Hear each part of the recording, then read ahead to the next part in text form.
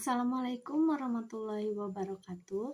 Perkenalkan, nama saya Destiani Suci Putri dari kelompok 6.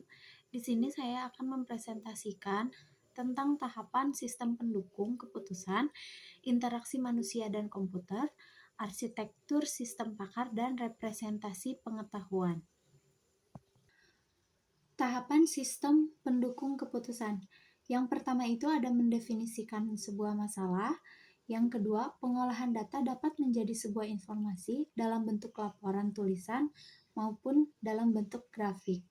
Yang ketiga, menentukan alternatif berupa solusi yang dapat berbentuk dalam presentase. Ada beberapa tahap decision support system. Yang pertama ada intelijensi phase, yang kedua ada choice phase, dan yang ketiga ada design phase, dan yang terakhir ada implementation phase. Untuk intelijensi phase, yaitu tahap pemahaman, merupakan proses penelusuran untuk memetakan tingkat problematika yang ada, serta mampu mengenal permasalahan yang terjadi. Input data yang diperoleh nantinya akan diproses dan diuji cobakan dalam rangka mendukung proses identifikasi sebuah masalah.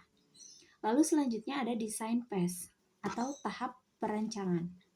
Dimulai dengan proses pengembangan pencarian, solusi alternatif yang sangat mungkin untuk diambil, namun diperlukan proses verifikasi dan validasi untuk dapat mengetahui tingkat keakuratannya pada model yang diteliti.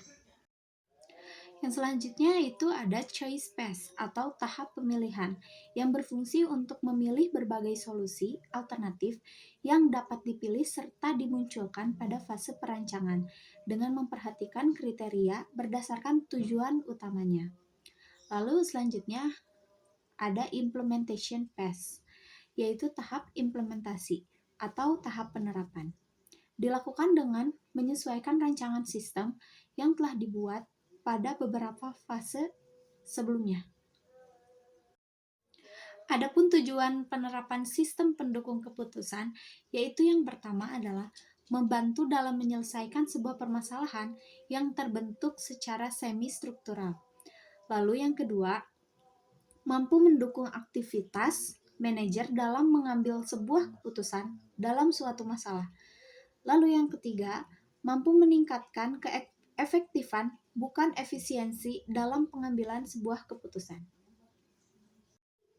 Lalu selanjutnya ada materi mengenai interaksi manusia dan komputer. Interaksi manusia dan komputer ialah disiplin ilmu yang mempelajari hubungan antara manusia dan komputer, yang meliputi perancangan, evaluasi, dan implementasi antarmuka pengguna komputer, agar mudah untuk digunakan oleh manusia. Ilmu ini berusaha menemukan cara yang paling efisien untuk merancang pesan elektronik. Sedangkan interaksi manusia dan komputer sendiri adalah serangkaian proses, dialog, dan kegiatan yang dilakukan oleh manusia untuk berinteraksi dengan komputer. Yang keduanya saling memberikan masukan dan umpan balik sebuah antarmuka untuk memperoleh hasil yang diharapkan. Di dalam interaksi manusia dan komputer juga ada 3 subbidang studi yang sangat berhubungan. Yang pertama yaitu ergonomi, di mana interaksi manusia dan komputer berkaitan dengan bentuk fisik dari mesin. Lalu yang kedua itu ada faktor manusia yang berkaitan dengan masalah-masalah psikologis. Yang ketiga, interaksi manusia dan komputer, mengkaji bagaimana hubungan-hubungan terjadi antar ilmu komputer desain agar terkait dengan manusia dan komputer. Adapun tujuan interaksi manusia dan komputer adalah yang pertama itu keamanan, mengetahui bagaimana sistem yang kita buat memiliki tingkat pengamanan data atau tidak. Lalu yang kedua itu menghasilkan sistem yang dapat digunakan, memiliki manfaat, dan mudah dioperasikan oleh pengguna. Yang ketiga, untuk mempermudah manusia dalam mengoperasikan sebuah komputer dan mendapatkan berbagai umpan balik yang ia perlukan selama ia bekerja pada sebuah sistem komputer. Lalu yang keempat, yaitu fungsionalitas, yaitu fungsi-fungsi yang ada di dalam sistem yang dibuat sesuai perencanaan pembuatannya. Di sini ada beberapa contoh penerapan interaksi manusia dan komputer. Yang pertama itu ada penerapan interaksi manusia dan komputer dalam bidang keuangan, yaitu contohnya kasir. Kasir yang menghitung pembelanjaan pembeli menggunakan touchscreen sebagai alat inputnya. Lalu yang kedua itu ada teller bank.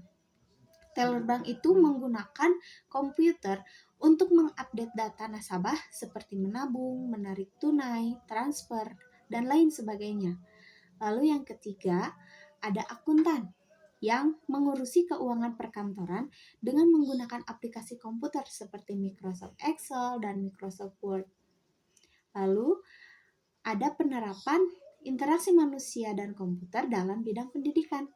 Yang pertama, mahasiswa yang melakukan interaksi input KRS atau kartu rencana studi melalui sistem informasi manajemen akademik. Yang kedua, mahasiswa dan dosen yang melakukan kegiatan belajar mengajar di kelas dengan menggunakan laptop dan Infocus sebagai media untuk berkomunikasi. Lalu yang ketiga itu mengajar dengan menggunakan media elektronik, khususnya internet sebagai sistem pembelajarannya. Lalu yang terakhir itu penerapan interaksi manusia dan komputer dalam bidang sehari-hari. Yang pertama, orang sekarang lebih memilih alat transportasi berbasis online. Contohnya, penggunaan Gojek, Grab, dan masih banyak lagi telah merajalela di Indonesia. Lalu, saat ini juga orang dapat membeli suatu barang tanpa datang ke tokonya langsung. Gitu. Hanya melalui online shop, seseorang dapat membeli dan langsung diantar sampai lokasi tujuan. Selanjutnya, ada faktor-faktor yang menyebabkan interaksi manusia dan komputer itu berkembang. Yang pertama itu ada faktor rekayasa perangkat lunak. Lalu yang kedua ada faktor bisnis, yang ketiga faktor manusia, yang keempat faktor antar muka pengguna, yang keempat faktor multimedia, dan yang terakhir itu ada faktor matematika. Untuk materi selanjutnya yaitu mengenai arsitektur sistem pakar. Sistem pakar atau expert system adalah sistem yang berusaha mengadopsi pengetahuan manusia ke komputer agar komputer dapat menyelesaikan masalah seperti yang biasa dilakukan oleh para ahli. Sistem pakar yang baik dirancang agar dapat menyelesaikan suatu permasalahan tertentu dengan meniru kerja dari para ahli. Jadi, sistem pakar merupakan kepakaran yang ditransfer dari seorang pakar atau sumber kepakaran yang lain kepada komputer. Pengetahuan yang ada disimpan di dalam komputer dan pengguna dapat berkonsultasi pada komputer tersebut untuk suatu nasihat. Lalu, komputer dapat mengambil inferensi atau menyimpulkan seperti layaknya seorang pakar. Kemudian menjelaskan ke pengguna tersebut bila perlu dengan alasan-alasannya. Lalu selanjutnya ada struktur sistem pakar yang terbagi menjadi dua bagian. Yang pertama yaitu lingkungan pengembangan dan yang kedua lingkungan konsultasi. Lingkungan pengembangan itu digunakan untuk memasukkan pengetahuan pakar ke dalam lingkungan sistem pakar. Sedangkan lingkungan konsultasi digunakan oleh pengguna yang bukan pakar untuk memperoleh pengetahuan pakar. Lalu selanjutnya ada komponen arsitektur pakar yang terbagi menjadi 6 bagian. Yang pertama itu ada user interface, yang merupakan mekanisme yang digunakan oleh pengguna dan sistem pakar untuk berkomunikasi. Antarmuka menerima informasi dari pemakai dan mengubahnya ke dalam bentuk yang dapat diterima oleh sistem. Selain itu, antarmuka menerima dari sistem dan menyajikannya ke dalam bentuk yang dapat dimengerti oleh pemakai. Lalu yang kedua itu ada basis pengetahuan. Basis pengetahuan itu mengandung pengetahuan untuk pemahaman formulasi dan penyelesaian sebuah masalah. Komponen sistem pakar ini disusun atas dua elemen dasar, yaitu fakta dan juga aturan. Dalam fakta, mengandung informasi tentang objek dalam area permasalahan tertentu. Sedangkan untuk aturan, informasi tentang cara bagaimana memperoleh fakta baru dari fakta yang telah diketahui. Lalu yang ketiga, ada knowledge acquisition, yaitu akumulasi transfer dan transformasi keahlian dalam menyelesaikan masalah dari sumber pengetahuan ke dalam program komputer. Dalam tahap ini, knowledge engineer berusaha menyerap pengetahuan untuk selanjutnya ditransfer ke dalam basis pengetahuan. Pengetahuan diperoleh dari pakar, dilengkapi dengan buku, basis data, laporan penelitian, dan pengalaman pemakai. Yang keempat ada inference engine. Komponen ini mengandung mekanisme pola pikir dan penalaran yang digunakan oleh pakar dalam menyelesaikan suatu permasalahan. Mesin inferensiasi adalah program komputer yang memberikan metodologi untuk penalaran tentang informasi yang ada dalam basis pengetahuan dan workplace dan untuk memformulasikan kesimpulan. Lalu selanjutnya ada workplace atau blackboard.